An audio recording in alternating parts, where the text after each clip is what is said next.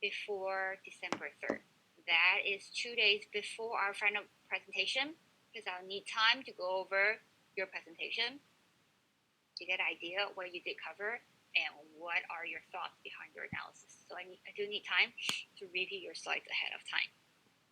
And you will only have 10 minutes to cover that. So don't cover more than 8 slides in your presentation. Definitely rehearse with your teammates, since you need to transit between one to the other presenter at the same time.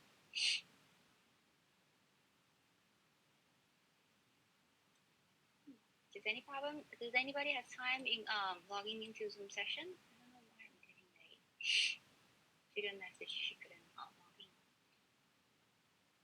Okay, let me get back to her real quick.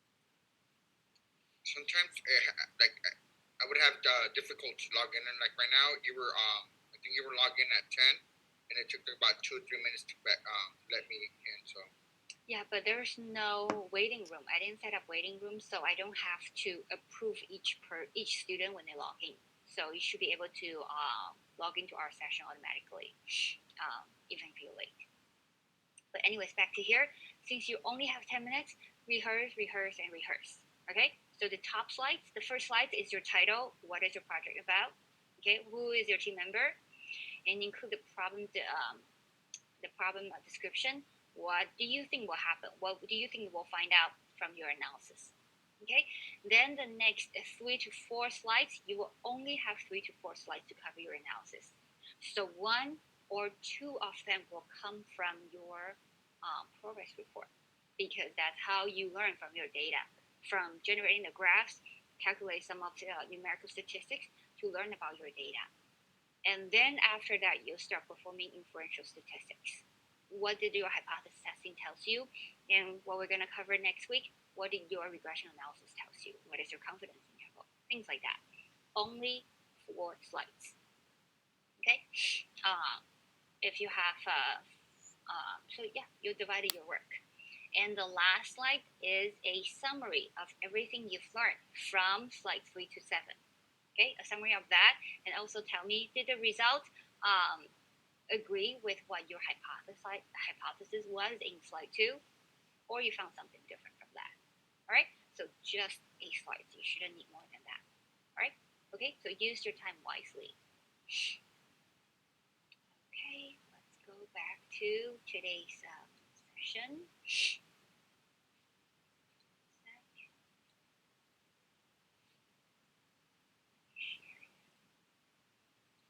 Any question about the final presentation? Okay, don't forget to submit your slides on time.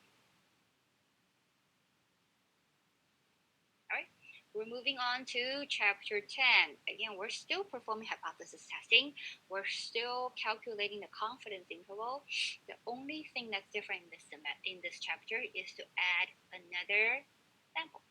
We'll be comparing 2 populations and find out if these 2 populations are the same or different. The same or different. Okay, so I will only focus on the beginning part of it. So, same thing, we'll perform hypothesis testing on 2 samples in the case that population variances from those 2 populations are given. In the case when the variances are not given. Okay, and we'll introduce another new case since there are 2 populations are here. What happens when the populations are related? Okay, so real quick, I want to wrap up. I want to go write down all the cases we're going to cover today. So case number 1, okay, when population variances are given, are known. Okay, case number 2, population variances are unknown. We know already if it is known, we use the z-test. When it is unknown, we use the t-test. This is what we learned from chapter 9. Still remain the same in chapter 10. It just the equation looks a bit more complicated since we have to take the second population into consideration. Now in case number 2, I'll further divide it into 2 subcases. Case number 1, the 2 populations are unknown, but we can assume they are the same.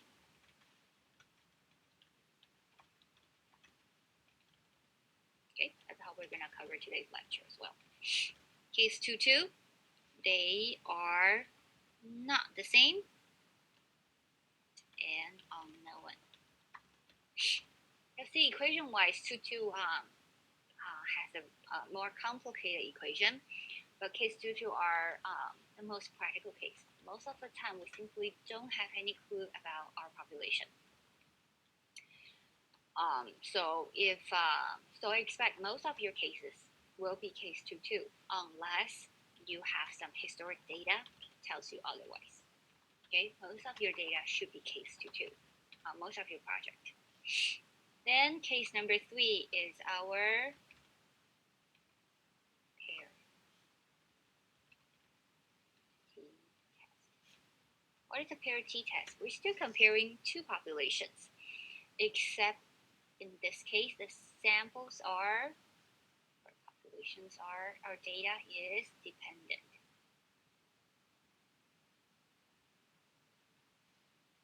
Okay, so we use this case number 3 a lot in the medical field. If you want to find out if a medication helps you to control the cholesterol level, you may want to collect, let's say, 10 patients. That's your group of patients, and test their cholesterol level before they take the medication. So the before data is going to be your population 1.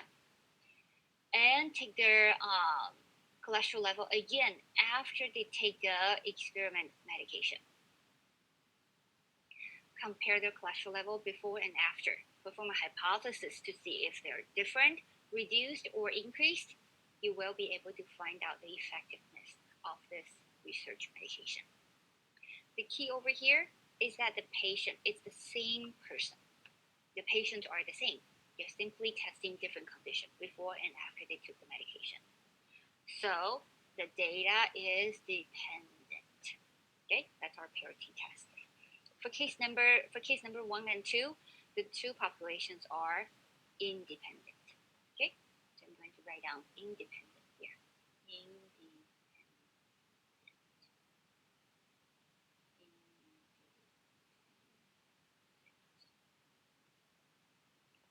Okay.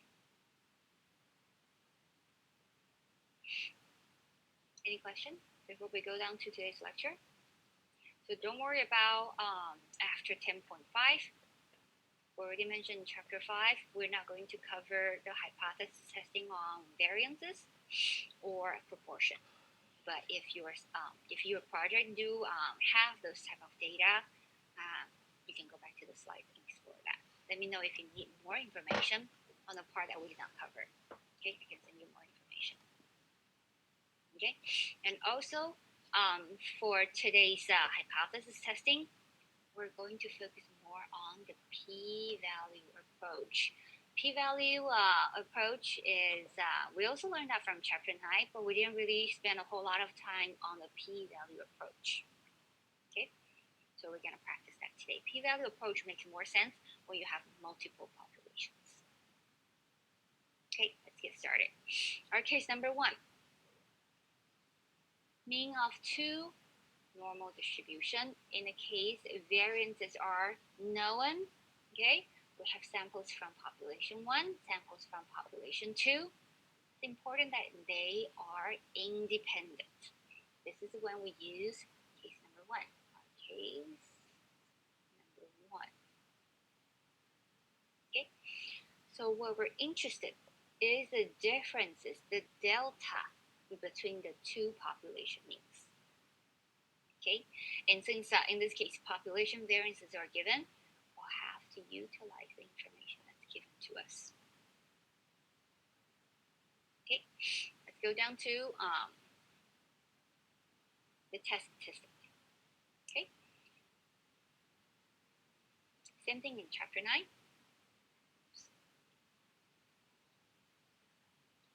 Chapter 9.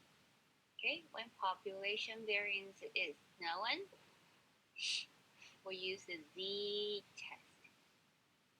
Our Z statistic is sample average, subtract the hypothesis value divided by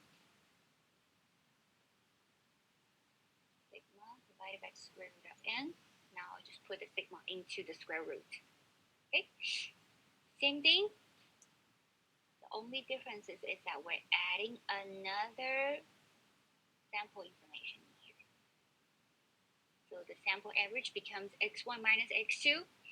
The mu0 becomes mu1 minus mu2.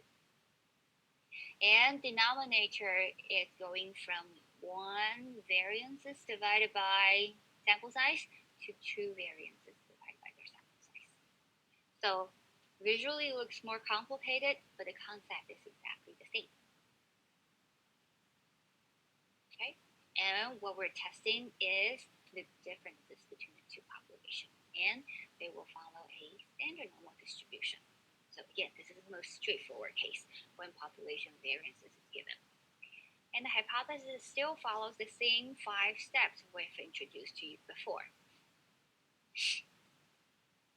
Okay. Now, the null hypothesis is to test the differences. These differences can be any value, but most of the time, in your exercise, that delta is going to be 0. Realistically, we hardly tested the differences being 0 in the engineering world. Usually, we want to test that.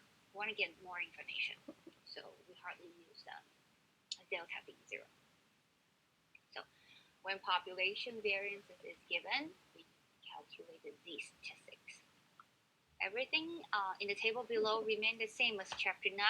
You can set up your alternative, your H1 as 2-sided, or 1 upper side, 1 lower sided. And today we're going to focus more on the p-value. Why is there a 2? Because I'll just sketch it real quick. This is my Z. My p-value is the probability under my test statistic. Okay, so if this is my positivity value, this is my p-value.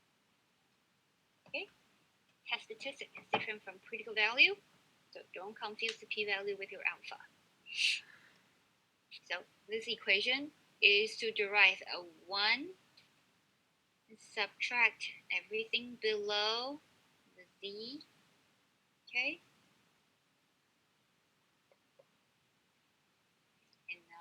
This is 2-sided, we'll multiply this by 2. Here is half of p. The other half of p value is here. Okay. Rejection criteria being the same. If my test statistic is outside greater than my critical value or less than my negative critical value, we reject the null hypothesis. When it is 1-sided, we'll use alpha instead of alpha over 2. So this part remains the same. That's why we slow down chapter 9 and break down the contents in chapter 9 in the previous 3 weeks. So you really have enough time to go over all the different case scenarios. And when we move on to 2 sample hypothesis testing, the scenario being the same. Let's take a look at example. A product developer is interested in reducing the drying time. So he wants to improve his process by cut down some drying time on the primer paint. So they've experimented 2 formula. Formula 1 is what they currently have. Formula 2 is a new ingredient that should reduce the drying time. From experience, we know the standard deviation is 8. So population variance and population standard deviation is known. And now we start collecting samples. 10 samples collected from Formula 1, another 10 samples collected from Formula 2. Here are their sample averages. Alpha is over here. What are we trying to find out? What conclusion can the product develop draw about the effectiveness of the new ingredient? The new ingredient being Formula 2. Okay, so based on this information, let's write down our hypothesis. Okay, first, our parameter. Parameters are drying time,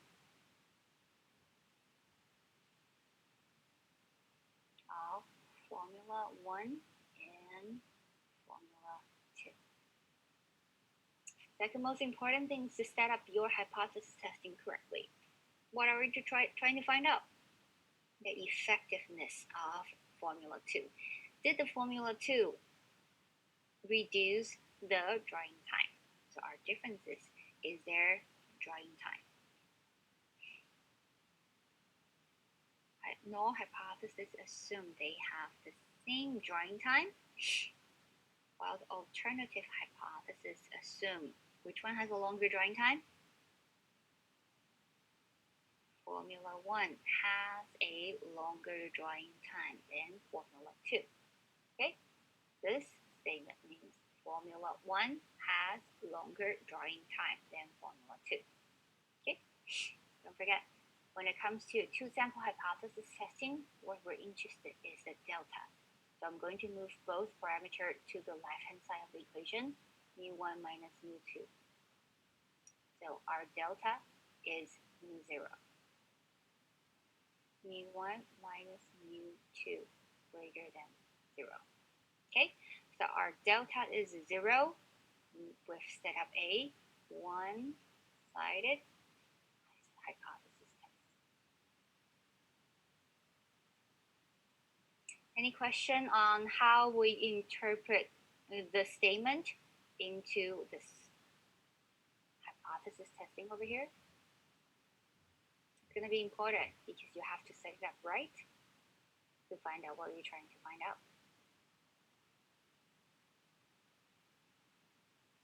Okay, if there's no other question, number 3. Since our population variance is known, we need to derive our z statistic. Okay, the statistic x1 bar minus x2 bar, 121, subtract 112. Our hypothesized differences, delta is 0.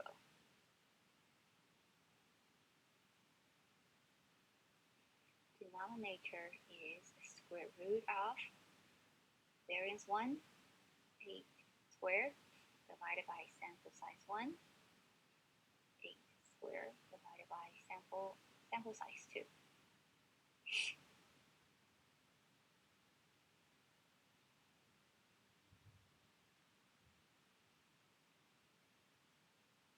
Any question on how we put together the alternative hypothesis? So how do you know which one you're subtracting from the other one? You can set whatever you want to be honest with you, because if I want to set up as mu2 minus mu1, okay, my alternative will be mu2 minus mu1 equals to 0. Alternative will be mu2 minus mu1 less than 0. Does that make sense? Yeah, that makes sense. And that would, for part 3, that would just give you a negative? Mm-hmm. Okay. That's right. That's right. So, yep. So just carry it out based on what you're trying to find out. You will get exactly the same results. Mm-hmm. So you can either set up as the difference is mu1 has a longer drying time from mu2, or the drying time of mu2 will be less than drying time of mu1. So either way is fine.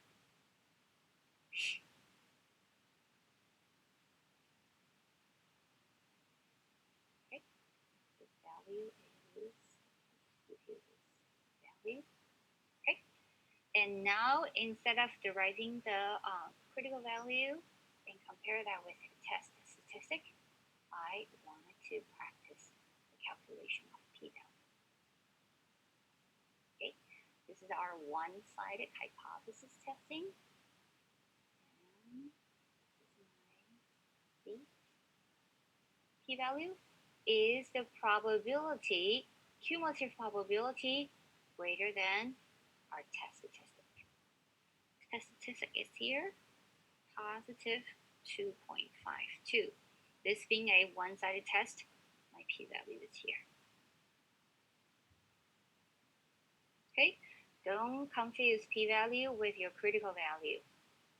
Okay, the area, the cumulative probability from your critical value is alpha. The cumulative probability from your test statistic is p-value. Okay, let's derive our p-value.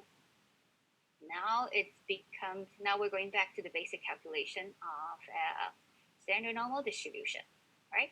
To derive the probability, cumulative probability greater than this 2.52, we use 1, subtract cumulative probability from negative infinity all the way to 2.52.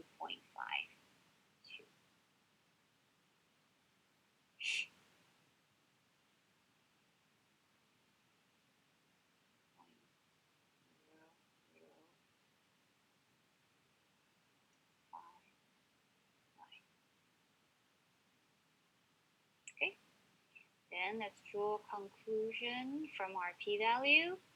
P-value is, what is our alpha? 0.05? Less than alpha.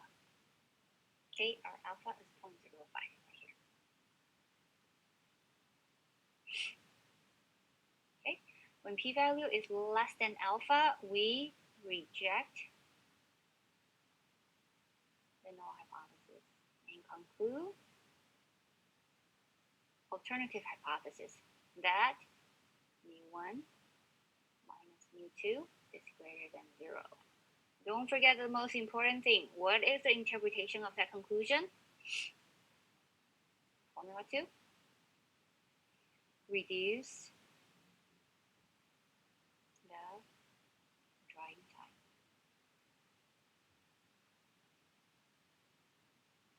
Of the primer.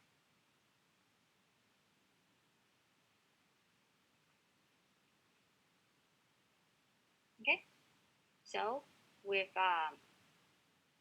collect the data, we perform our experiment, collect the data, and draw our conclusion from this hypothesis testing. This will help the decision maker make a decision because Formula 2 is indeed effective. So we're going to make a decision if we're going to adopt Formula 2 or not. Any question from here?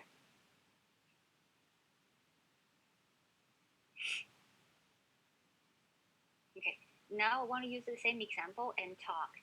What do we typically do realistically? We're still using the hypothesis testing, but a lot of times you can't just switch back and forth between different formula.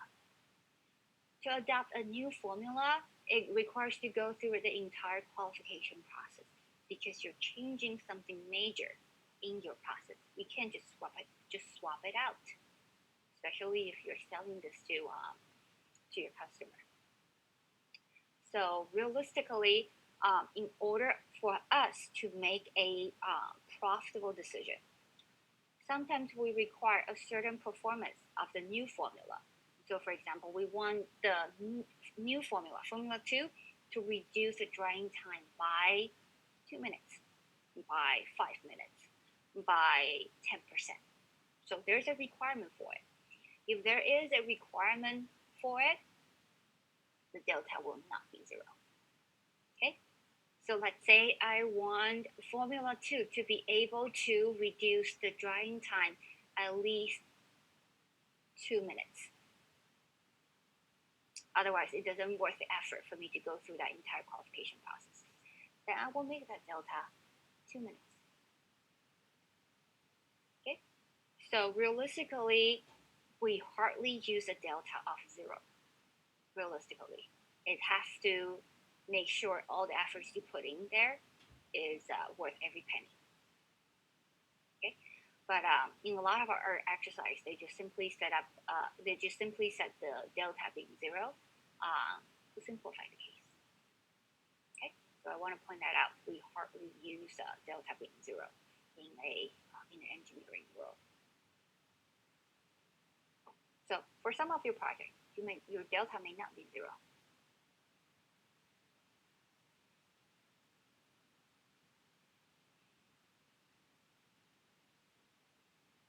For example, if I have a claim of a male has twice as chance to get a pancreatic cancer than a female, then your delta will set up as 50% different, right? You can sort your data by gender. If let's say we're talking about pancreatic cancer. So the differences, the rate of getting the cancer for male will be twice as higher than the female. So you'll set it up as a proportion hypothesis testing. Just an example. Okay, let's continue. Feel free to unmute yourself and slow me down if there's any question. Okay, now let's talk about confidence interval. Okay, in chapter 9, confidence interval is pretty straightforward. Confidence interval of my population mu is simply sample average plus minus A and Z alpha over 2 value times population standard deviation divided by square root of n. I'm going to rewrite this as square root of sigma squared divided by n to be consistent as our slides. Sigma squared divided by n. Okay, so the only thing different is that we've instead of estimating one population mean, we have two population mean. Instead of using one sample, we use two samples. You'll see the Z statistic being exactly the same. Z statistic being exactly the same. So we're still using the same procedure, just the parameters are different. Instead of using one population variance and sample size, we have two. Okay, so formula being exactly the same, we're just adding one more parameter in here. I believe this part is pretty straightforward. So I want to jump to our second case. Now you can also derive a one-sided confidence interval. Simply replace the alpha with alpha over 2 in calculation. Okay, let's start our case number 2. When population variances are unknown. Okay, so we'll talk about two cases. Case 2.1, unknown but the same.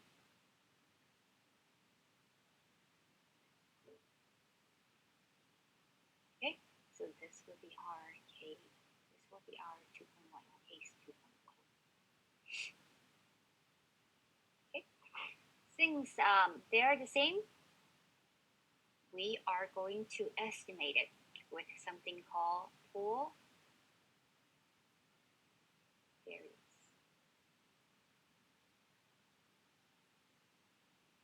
How do we estimate this pool variance?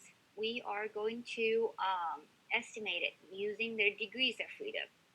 If you recall from chapter 9, when the population variances are unknown, we'll need to use a t distribution. And something different in t distribution from the distribution is the use of degrees of freedom. And that's what we're going to use it here. So we're going to estimate the variance using a pool variance. And we're going to estimate it using the sample variance. Sample variance proportionally to their degrees of freedom. In the one sample case, degrees of freedom is sample size minus 1. In the two sample case, the total variance is going to be n1 minus 1 plus N2 minus 1. So the total degrees of freedom in a two-sample hypothesis testing is N1 plus N2 minus 2. Okay, so out of the total degrees of freedom, N1 plus N2 minus 2, N1 minus 1 from sample variance 1. And out of the total degrees of freedom, N1 plus N2 minus 2, N2 minus 2 from sample variance 2. This is how we derive a pool variance. And we'll take the square root to derive the pool standard deviation, so that we can derive the test statistic. Okay, so it takes us one additional step before we can derive the test statistic. So test statistic is still the differences between two samples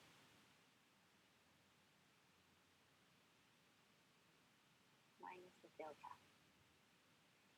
divided by, in your denominator, use the pool standard deviation, okay? Not the variance. Pool standard deviation. Square root of 1 divided by N1, 1 divided by N2. Okay, as we mentioned before, that's going to be the test statistic. This is going to be the pool standard deviation. And it's going to follow a t distribution with N1 plus N2 minus 2 degrees of freedom. All right? So the procedure of hypothesis testing being exactly the same, the 5-step process.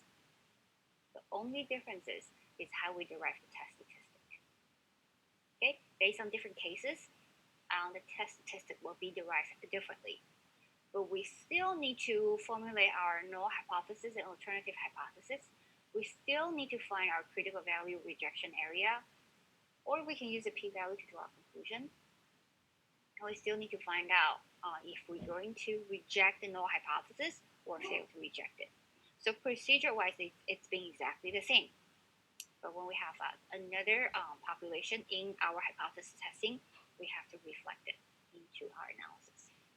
Okay. I'm going to skip this part, exactly the same thing. We can set up this case as a one-sided or two-sided hypothesis testing. Let's go to our example. Professor, the delta is new or The delta is what we believe the differences will be. okay. So most of the time, okay. yeah. So most of the time it's a 0 in your exercise. And like I mentioned before, realistically in the engineering world, we typically wanted to know more. We need the improvement. We need the delta to be more than just 0. Okay. Or, yeah, a better result. But this delta can be any value. Thank you, Professor. No problem. Okay, let's go down to this exercise. 2 catalysts being analyzed. We want to find out if they can affect the yield, the mean yield of a chemical process. Okay, let's highlight the information. If they can improve the mean yield of a chemical process. Okay. So what are the data being collected? Catalyst 1 is currently in use. Catalyst 2 is acceptable. Excuse me. Now, since Catalyst 2 is cheaper, it should be adopted. The decision maker wants to adopt Catalyst 2, but we have to prove that Catalyst 2 performs exactly as Catalyst 1. So the engineer did the experiment to run 2 types of catalysts. Okay, so he ran 8 experiments using Catalyst 1, another 8 experiments using Catalyst 2. Alright, so our hypothesis testing is to test if there's any differences between the mean yields. Okay, I want to pause here for a second because this example is different from our previous example. The previous example is a drying time. We've come up with a Formula 2. So our goal is to prove that Formula 2 did reduce the drying time. However, in this case, a different case, we have two catalysts. We want to prove they perform exactly the same. So we can go ahead and choose catalyst 2 because it's cheaper and they perform relatively the same. Okay, so two different cases. Both can be verified using hypothesis testing. Okay, again, just to tell you how useful hypothesis testing is. You can set up different ways based on your situation, and you really have to set up your alternative hypothesis testing correctly to find out what you're trying to find out. Right? Alpha is 0.05. In this case, we do not have the population variances. But the question says, assume they are unknown but the same. So this is our case 2.1. Population variances are the same but unknown. So let's slow down and find out first what is our parameter. Parameter is the mean yield of a chemical process using catalyst 1, which is our mu1, and catalyst 2, which is our mu2. Now, based on what we're trying to find out, let's set up the hypothesis test. No hypothesis assume they perform the same. Well, the alternative, our goal is to find out if there's any differences. So, alternative hypothesis assume they perform different. Okay? So, let's move all the parameters on the left-hand side to derive our delta. mu1 minus mu2 equals to 0. mu1 minus mu2 does not equal to 0. Okay? Case number 3. We're going to start with test statistic.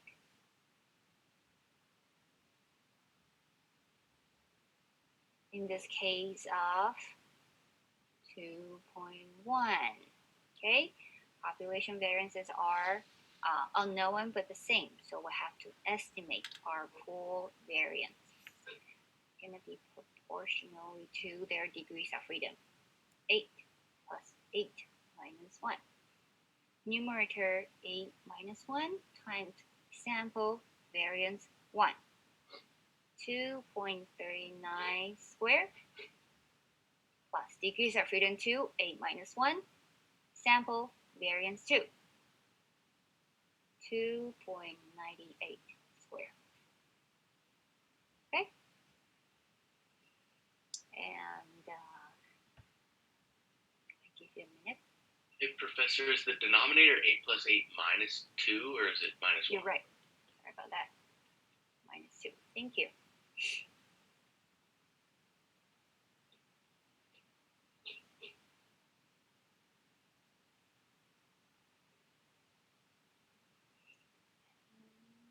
This is 7.3. So our pool standard deviation is the square root of 7.3. 2.7. Okay, based on this pool variance, we can derive our test statistic. Okay, x1 bar minus x2 bar, x1 bar, x2 bar. 92.255, subtract 92.733. Divided by whole standard deviation 2.7, square root 1 over sample size. 1 over sample size.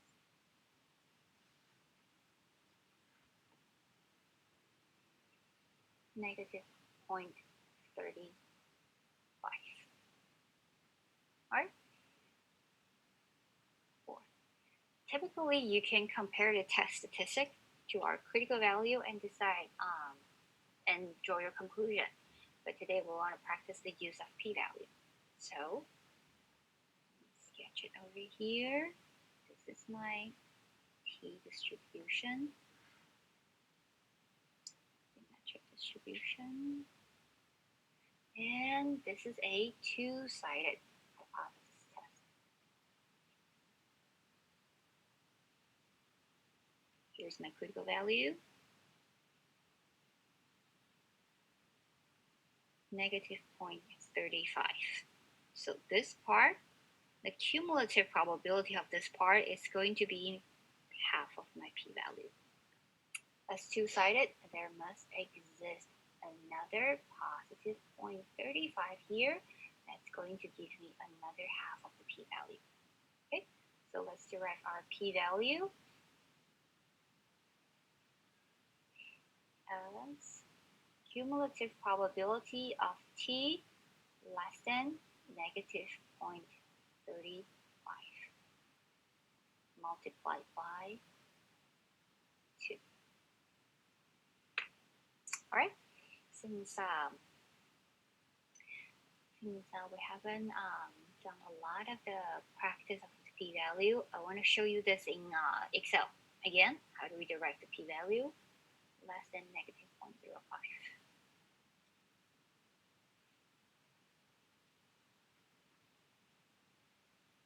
How do you decide a population's mean are the same again in step 2? Okay, that's what the question tells me. That's what the question tells me. We're assuming equal variances. Realistically, will we know that? Probably not. Probably not. Yeah. So this case only exists in our exercise. So case number 1 and case number 2.1 only exist in our exercise. They're the easier case actually, because the most realistic case is 2.2. We don't know anything about the population variances, and we cannot assume they're the same. We simply don't know anything. Okay, so realistically, 2.2 is more likely to happen. So we use case 2.1 simply because the question tells us to assume with equal variances. Okay. How was I doing? Oh yeah, negative 2.35. Sorry, negative 0.035. So we are. Let me see if I can copy and paste it.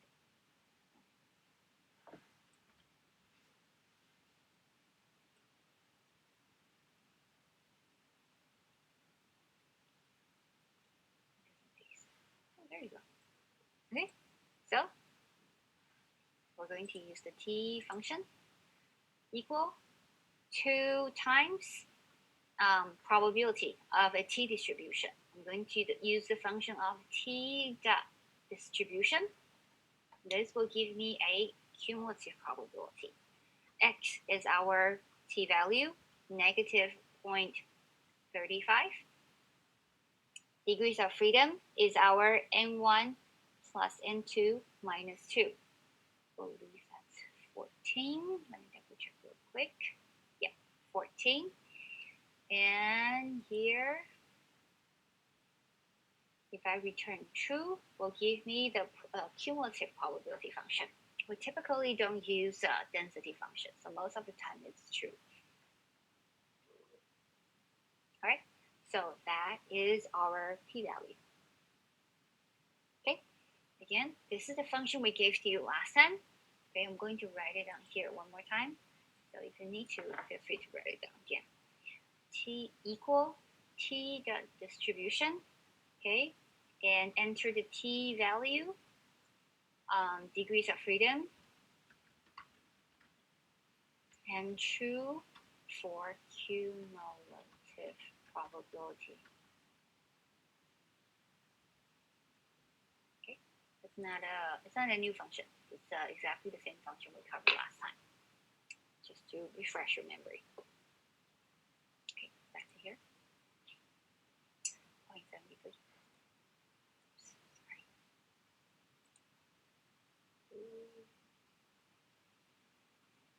Where did my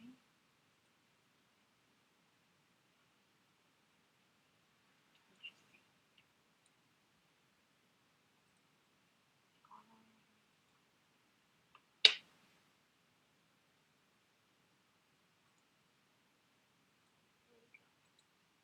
Okay, so that value is 0.73.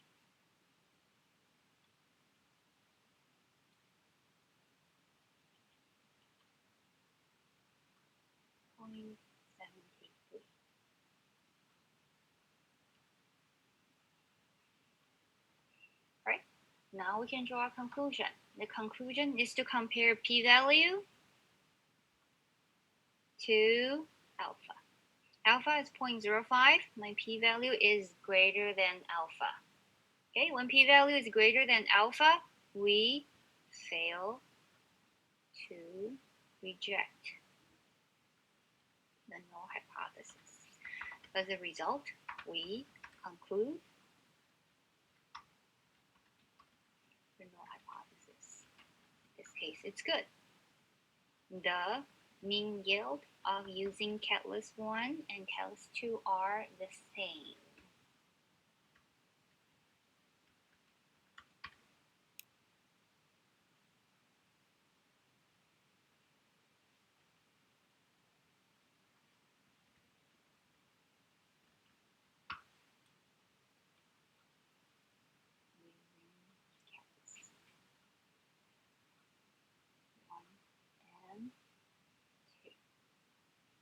What will you do as a decision maker? They perform identical.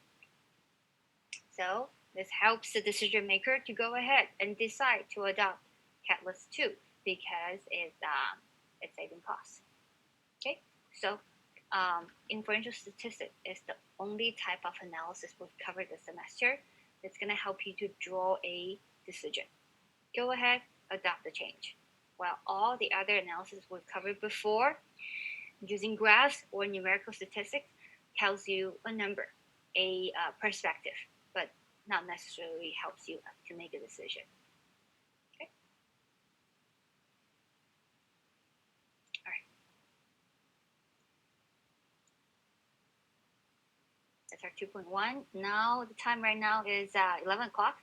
Let's take a 10-minute break.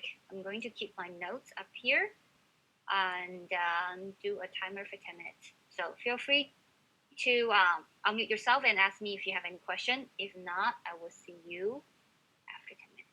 Professor, 0.73 is the p-value, correct? Correct. Yeah, because I saw 0.0003. What was that for?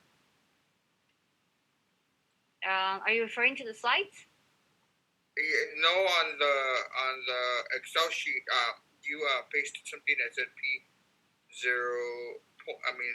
equals 0.0003. More towards okay. Is it the Excel? Where's the other one that I saw? I saw something else but I guess you erased it, so I don't know if it was to the side or something, but yeah. Okay. Oh, that was another one I used for my calculation. So don't worry about the other one. Okay, sorry about that. Okay, thank you, Professor. No problem.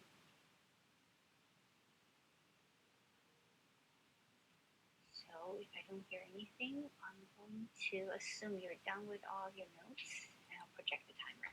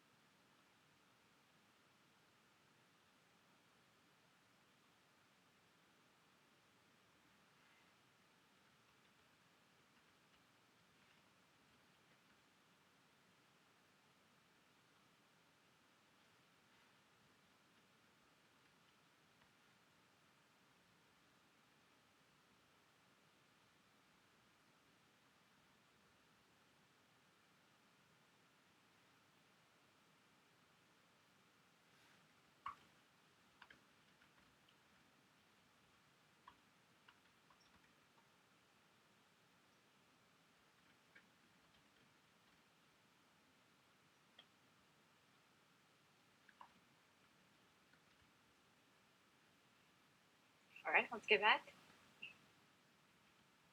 Continue. Okay, so here's our 2.1. When their population variances are unknown, but assume the same. Go down to the next case. Okay, this is our case 2.2.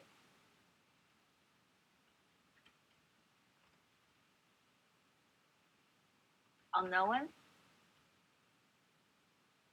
and we can assume they're the same. So the majority of your case, majority of your project will be this case because we simply don't know what the population looks like.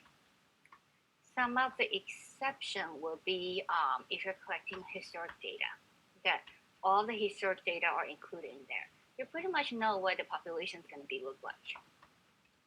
Okay, so those are the only exception when you use different cases. For most of your project, I think you should be using this case 2.2. Okay, when population variance is unknown, unequal. They're not equal. We calculate a t-statistic, right? And we'll use their sample variances divided by sample size to estimate that. Now the tricky part is to estimate the degrees of freedom. We're going to use this big formula to estimate our degrees of freedom.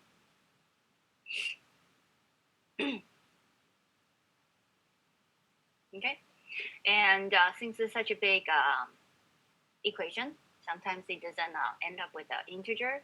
But if you go back to our t-table, all of the degrees of freedoms are integers. So if you end up with a fraction on this calculation, we will run to the closest integer. Degrees of freedom is always integer. Okay, to the closest integer. And after we wrap up all the three cases today, I will show you how do you perform this in Minitab and Excel. Okay, you shouldn't have to calculate this manually. After all, it's a pretty big equation. It takes time. By utilizing Excel and Minitab, it's going to save you a lot of time. But Minitab and Excel give you a lot of information. You'll need to decide which information to extract from the analysis, and that helps you to do a conclusion. So let's take a look at this example. Arsenic in the water quality. Okay, so this research tested the drinking water arsenic concentration in the 10 metropolitan Phoenix community versus 10 rural Arizona area. Okay, so sample size is 10. And we have the sample mean, sample standard deviation, sample standard deviation. I think the goal of this analysis is to determine if there is any differences in the mean arsenic concentration between the two areas. Okay. So first, our parameter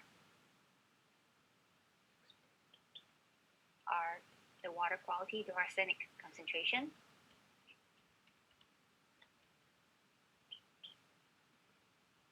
In the metro area, and rural. Mu1 and Mu2.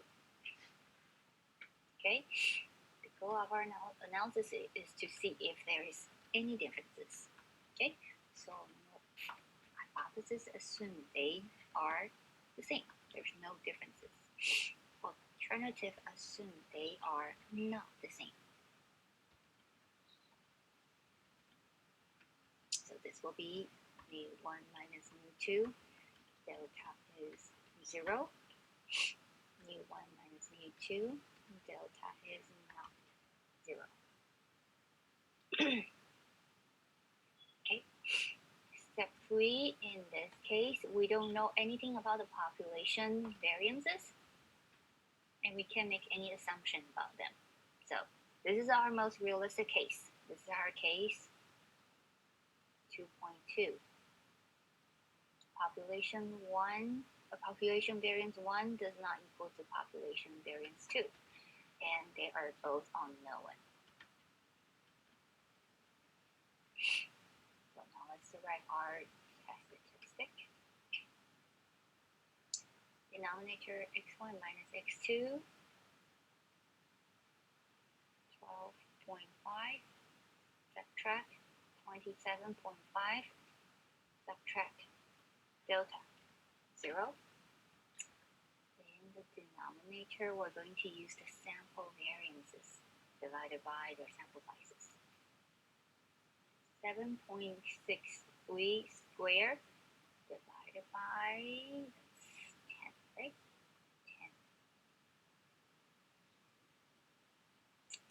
10. Regularly of this.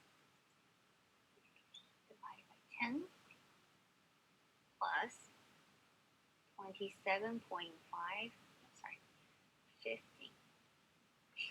15.3 squared divided by 10. Okay, that's our T statistic. Now we need to find out the critical value. Negative 2.77.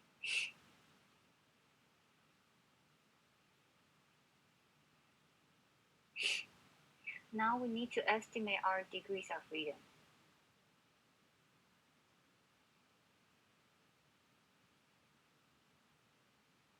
So we can determine our critical value. And also, if you need to use the p-value, it also helps you to derive the p-value. Okay, for the degrees of freedom, we use the big equation over here, and that gives us 13.2. So we'll round it to the closest integer, 13. Okay, degrees of freedom is 13. Step 4. Again, I'm going to use p-value today. Let's go back and look at our hypothesis testing. We have a two-sided test. Our test statistic is negative 2.77.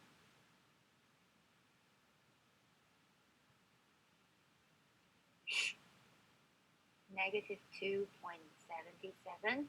So this will be half of our p-value since we're doing a two-sided test. There will be another corresponding value on the positive side that gives us another p-value. So p-value is 2 times the probability of t less than negative 2.77. Okay, so I will copy and paste this to our Excel.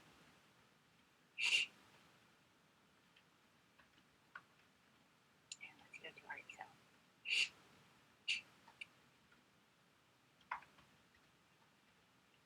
So you should be seeing my Excel. So let's derive our p-value using the equation we gave you before. Okay, t distribution, x value is negative 2.77 degrees of freedom. From our calculation, we rounded up to the closest integer, 13 cumulative. Okay, so that's our, I forgot to times 2. Forgot to multiply that by 2. Two-sided. Okay, so that value is 0.0159. 0.0159. Let's go back to here. 0.0159. Okay, now we're going to compare p-value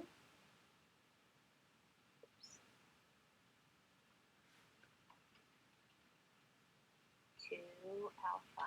Alpha is always 0.05, so our p-value is less than alpha. So we're going to reject the null hypothesis and conclude the alternative hypothesis. What is our alternative hypothesis? They do not have the same water quality. Okay? mu1 does not equal to mu2.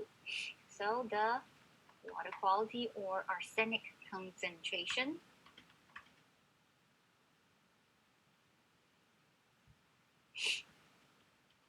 is different in metro area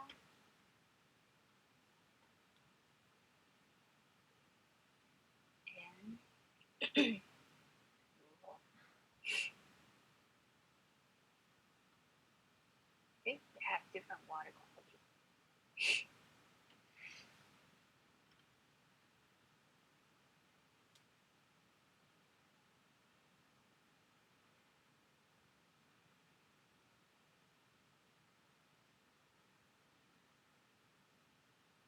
Okay, now here I will stress on in any type of these cases, I will stress on step 5.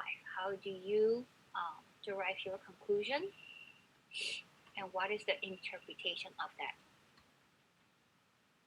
Because you'll see when we show you to carry this analysis out in Minitab and Excel, you really don't have to worry about the calculation of degrees of freedom or test statistics.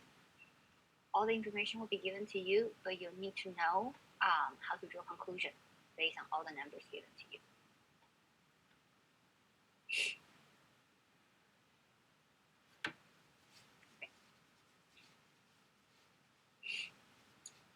Obviously, we can derive confidence interval in the 2 different cases. Okay, in our 2.1, population variances are unknown but the same.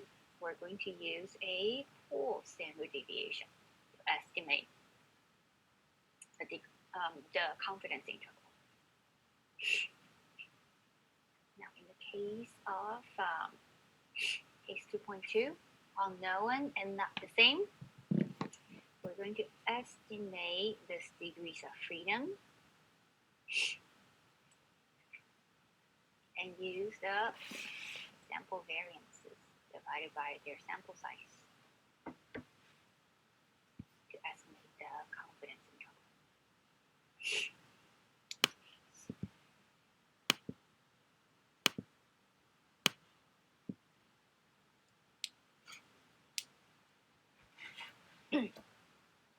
Great. Any question for the previous 2 cases?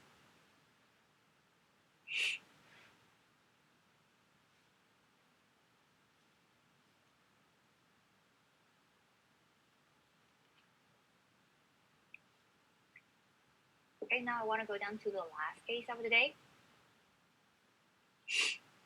Case number 3. Okay, as we mentioned previously, this is for dependent sample.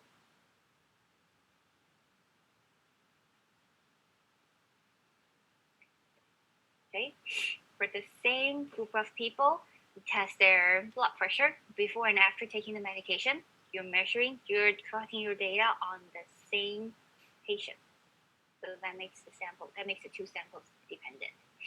Or you want to test the salesperson, their sales numbers before and after they took a sales pitch improvement class.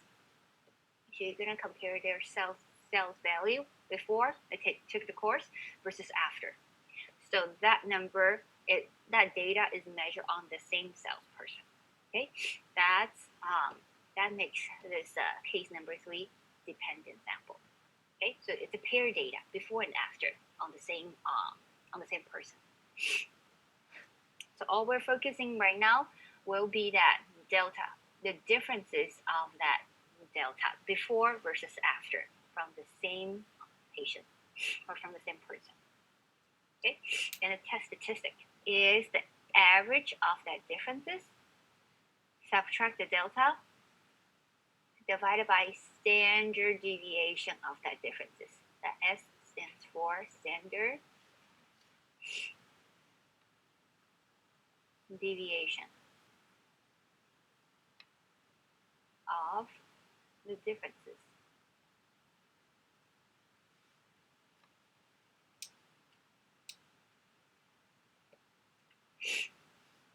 Okay, population variance is not given, so this is going to be a t-test. The detail being the same, but our hypothesis value is a mu delta. It'll make more sense when I show you an example. Okay, in this example, we have the same steel plate. Okay, in this steel plate, we are going to apply two different methods to improve the shear strength. Okay, so they're going to try two different methods. Let's call it a K method versus an L method. Okay, once they apply that method, measure the shear strength and calculate the differences of each sample. Okay, so that's our delta. We'll have to calculate the average of this. How many data points is this? 1, 2, 3, 4, 5, 6, 7, 8, 9. 9 specimens. Okay, we'll calculate the average of this 9 specimens. We'll also have to calculate the standard deviation of this. Let me write it one more time. Of this 9 data points, we'll need to calculate the average, which is we use this for notation, D bar, the differences, and also standard deviation, S. Okay, so let's go down to here. Our hypothesis differences is that the two different methods does not make any differences in their shear strength. And alternative assume the two different method gives a different shear strength.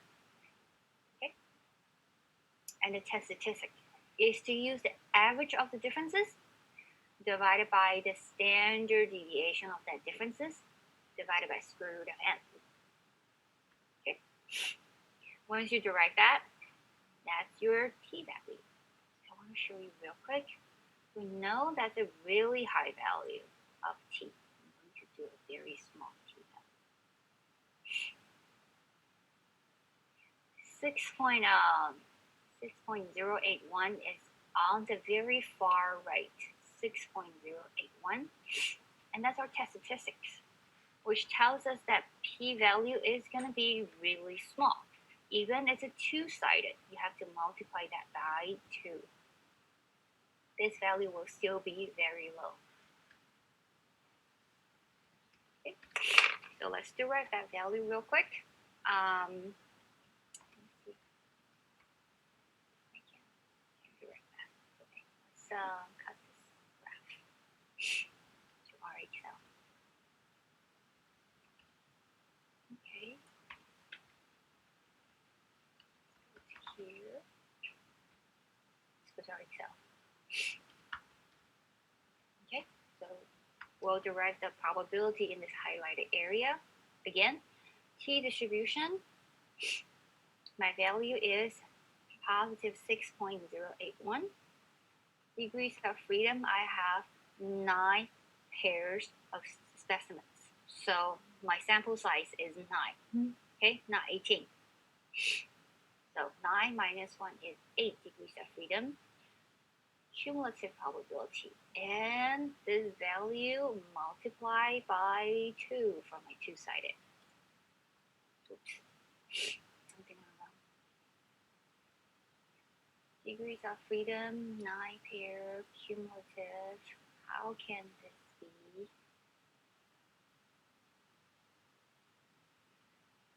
Oh, sorry. 1 subtract.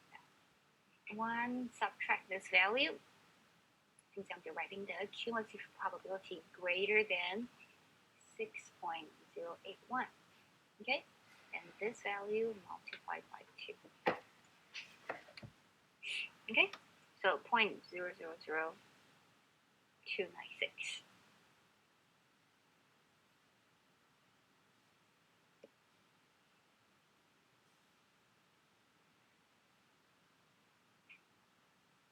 That's my p-value.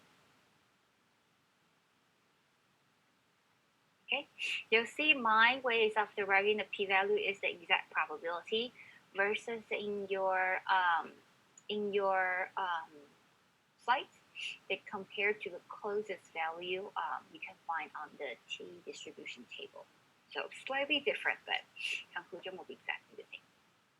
So compare my p-value to my alpha. My p-value is less than alpha. Reject the null hypothesis and conclude alternative hypothesis. And that mu d is not 0. So the two methods.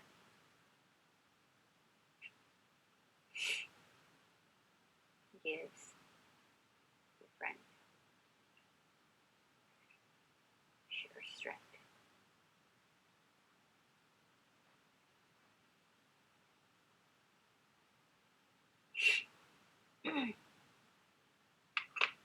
Okay, I want to pause here for a second and let you finish your notes. Then we will go to Excel.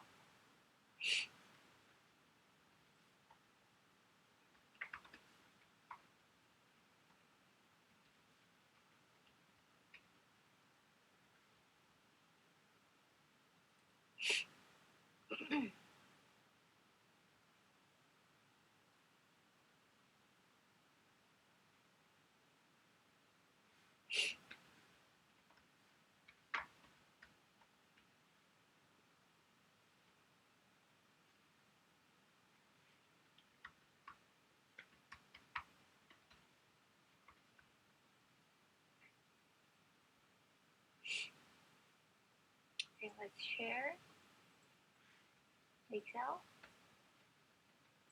Okay.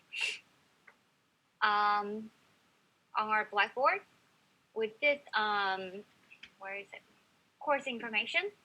We've shown you how to add data analysis to your Excel. Okay, so I want to show you our case 2.1. Well, actually, let's go to data analysis first. Okay, we'll show you how to add this.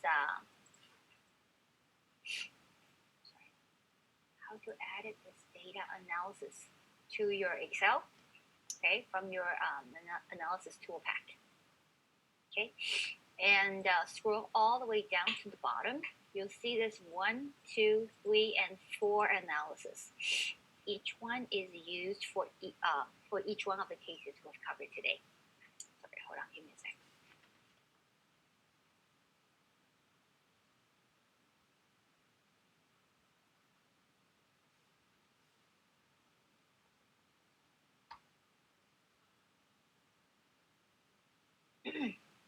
Okay, so the first case is when population variances are given, we use a z-test.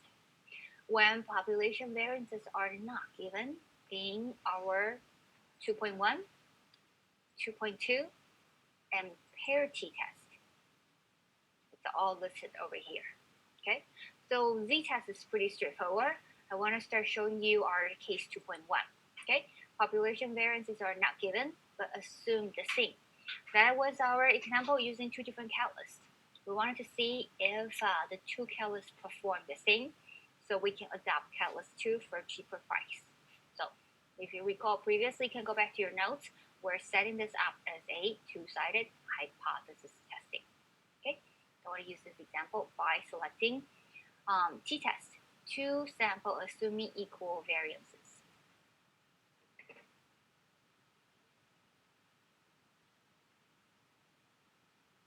Okay, so now I'm going to click on the up arrow to collect my catalyst one, I purposely want to include the title so that when the analysis returns, it's going to show me if this is for catalyst 1 or catalyst 2. Same thing, click on this down arrow, go to variable 2, click again on this up arrow, catalyst 2. Back in here, our hypothesis differences is 0. Okay, as I mentioned before, in the most case in your exercise, the hypothesized differences will be 0, but it doesn't have to be 0. That's why you see a blank over here. You can test it to be any different value. I'm going to click on label, which means the first column that I've selected in my variable range is my title.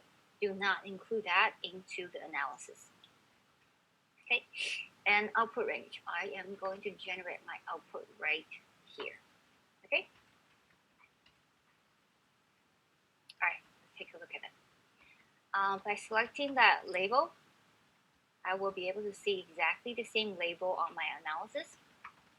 Over here, it gives me some sample statistics. Since population variances are the same, that's my pool variance. Degrees of freedom, test statistic. So I'm going to highlight this important value here. Another thing is Excel doesn't know if you're setting up as one-sided or two-sided. So they're going to give you all of this information. So for your project presentation, I want you to highlight the p-value and the critical value that you used, so I know if you chose it correctly. So in our case, we've set this up as a two-sided hypothesis testing. So I am going to select the p-value. Okay. I'll suggest you to reference this example back to your notes so you know why we're selecting two-sided. We've set up this hypothesis as a two-sided test. Okay. So based on this value, we have to draw a conclusion. Okay. Compare the test statistic to critical value. Two-sided critical value, my test statistic is inside the confidence interval, so we fail to reject it. Or to look at the p-value, it is less than alpha, 0.05, so we fail to reject the null hypothesis. In other words, we're concluding the two catalysts perform the same, so we can adopt catalyst 2 for its cheaper price. All right. Next, okay, the arsenic concentration of this two area. Let's go back to here to refresh your memory a little bit. Let's go back to here. Okay, in this water quality example, we are setting it up as a two-sided hypothesis testing. All right. Back in here. Population variance is unknown, and we cannot assume they're the same. So we're going to use case 2.2. Data analysis. I am going to select this one, t-test, two sample assuming unequal variances. The title is pretty clear to you, so you should be able to collect. You shouldn't have any problem to select the right test for your question. All right. Now I'm going to select the natural area. My variable 2 is my rural Arizona area. Hypothesized differences is 0. Label, the first rows are my label. My alpha is 0.05. I'm going to select here to generate my output. You can certainly choose to generate your output in another worksheet or another workbook. Here we go.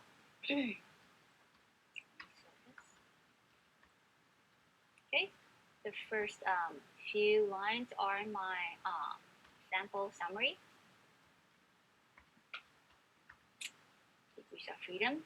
I'm going to highlight the test statistic because we're gonna need that value, and we're setting this up as a two-sided hypothesis testing. So I'm going to highlight those as well. Okay, so two different ways to draw conclusion. Compare this test statistic to critical value. Okay, I have two critical value plus minus 2.16.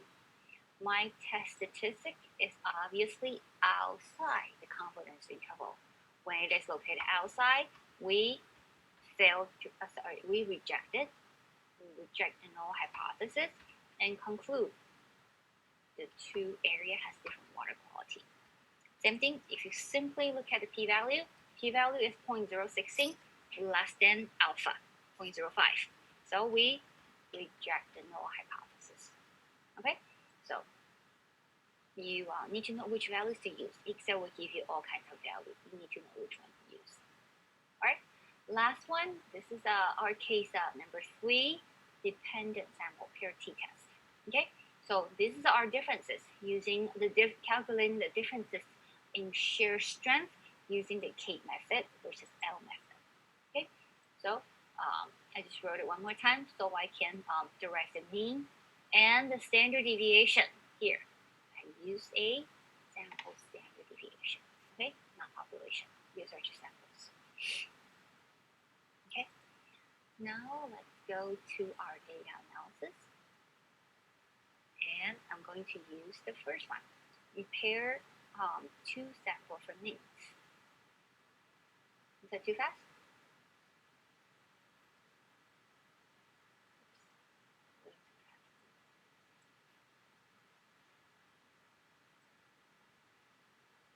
Okay, so I am going to select the first one. It's a pair test for this dependent sample. Select my sample number 1. Select my sample number 1. Select my sample number 2. Okay. Hypothesize differences is 0. Label on the first row, alpha is 0.05. I'll select my output range. All right. Here is my result. Okay, my sample statistic. Test statistic is 6.801. Okay, and we've set up this as a two-sided test. So again, I'm going to highlight the two-sided. Okay, same thing.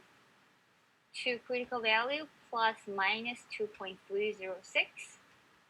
Compare my test statistic to critical value. My test statistic is on the far outside of the confidence interval, so we reject the null hypothesis. The K method is by far better than the L method. Or compare this p-value, far smaller, far less than the alpha, so we reject the null hypothesis. Is there any question on the Excel method?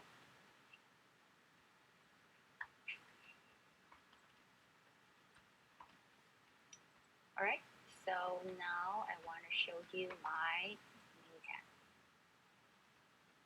Okay, same thing, the catalyst one. If you recall this example, it is our case 2.1, unknown, but the same population variances.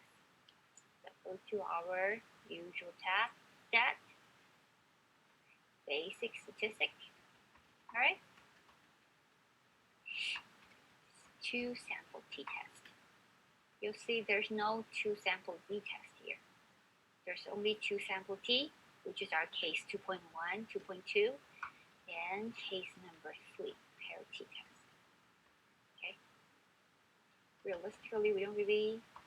I personally have never need to use a z-test for a real cases because simply don't know what is the population variances.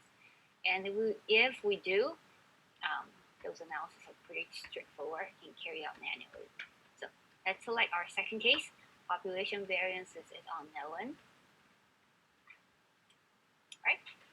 So let me sort my data, each data in its own column. Sample 1 is my catalyst 1. Sample 2 is my catalyst 2. And I'm going to my option to further set up my analysis.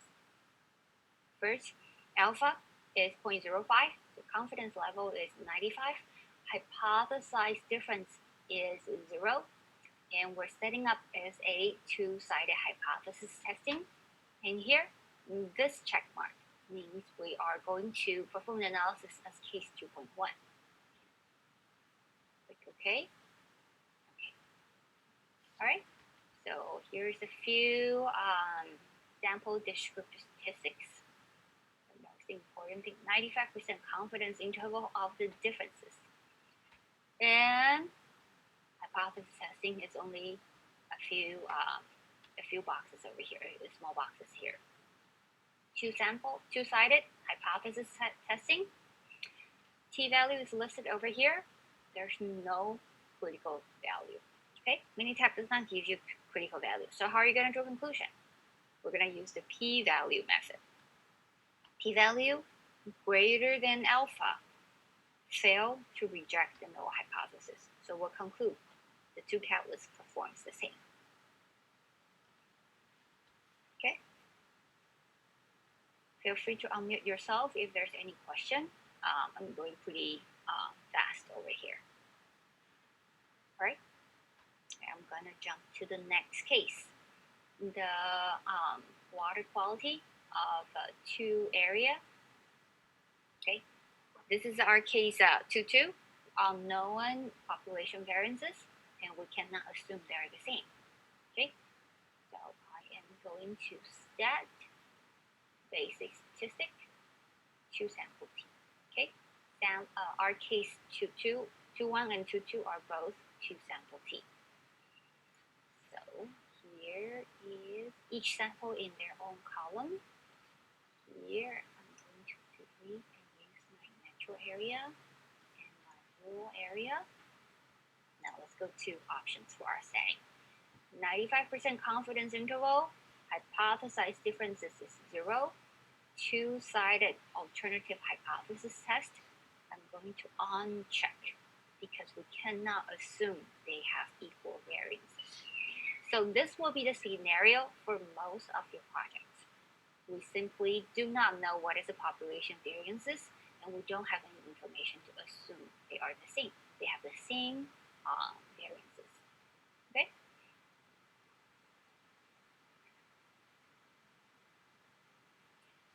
Scroll down to my hypothesis testing, two-sided test, t-value, degrees of freedom,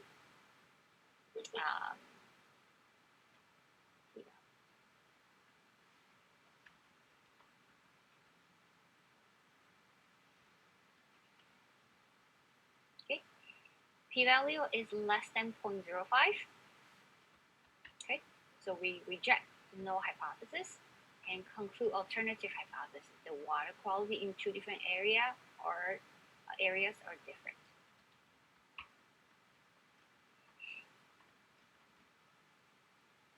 Okay, this degrees of freedom is estimated from that complicated equation.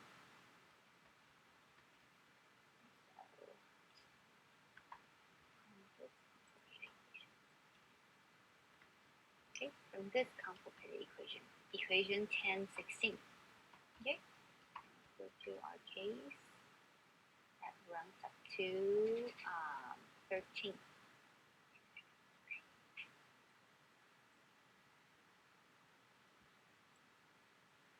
They round up that degrees of freedom to 13.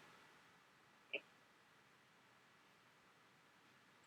All right, back to here. Let's do our last case scenario. This is our dependent case. I'm telling you what case it is, but in your exercise, in our quiz, in your homework, you really have to decide which case it is. Right? So for this case, we already know from our previous exercise, this is a pair T. The data is dependent. Okay, so I'm going to select my sample number 1, sample number 2. Go to my option. 95% confidence interval. Hypothesized differences is 0. Two-sided hypothesis testing.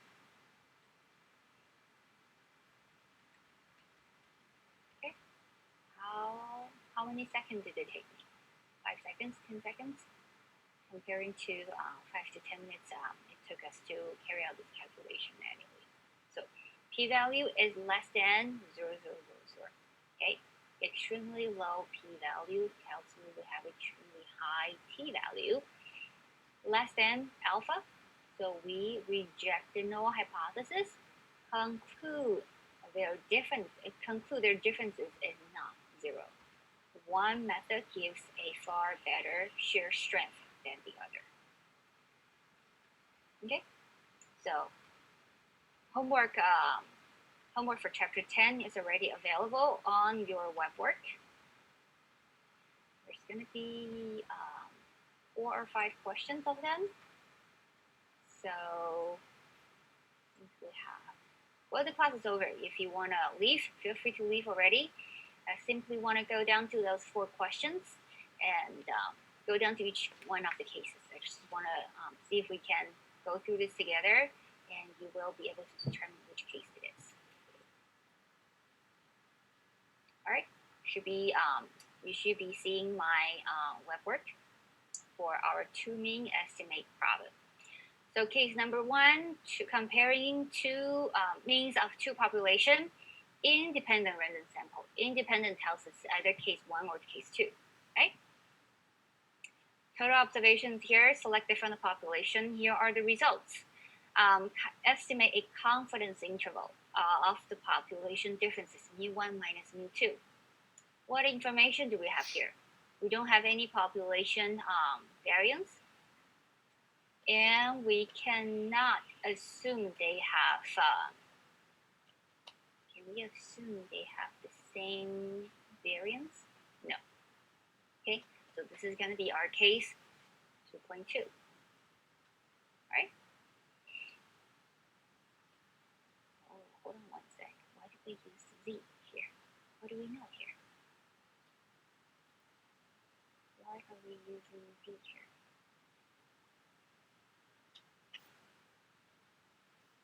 I don't know why we're using Z here. They didn't give us anything about the population variances.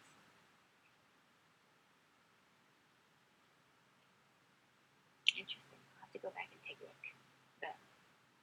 But use the Z formula if it tells you it's a Z already.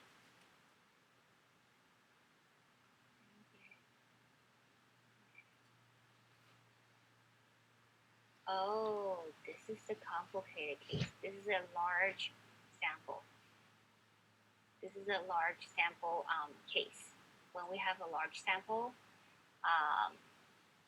central limit theorem tells us that you can use the sample variance or standard deviation as an estimate, as an unbiased estimate of your population standard deviation because of the sample size. Okay. I don't have time to go down to each one of them, but I will show you real quick in chapter 8 of the large sample.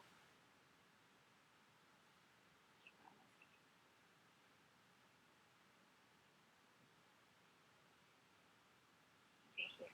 Let me show you this one. Okay. If you recall, our case here, large sample confidence for mu. Okay.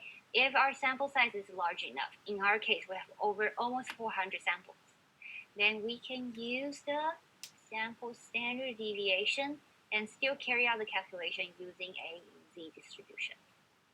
Okay, so here is an example I want to remind you of.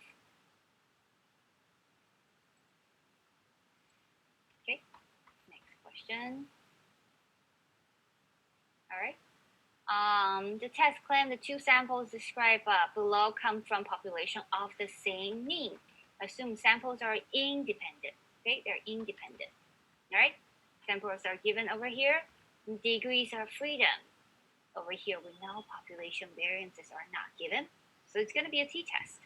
All right. Does it tell us anything about the population variance being the same or not? No. In that case, we'll use case 2.2. Degrees of freedom is sample size 1 plus sample size 2 minus 2.